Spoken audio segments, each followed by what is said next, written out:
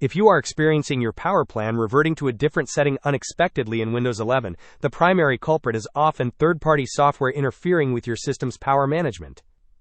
Fortunately, resolving this is quite straightforward. Begin by opening the Windows search bar and typing System Configuration.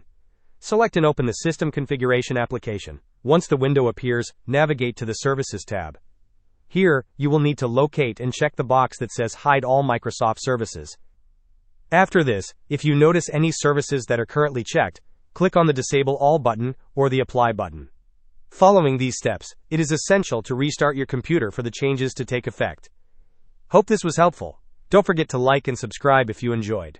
As always, thanks for watching, and I will see you in the next video.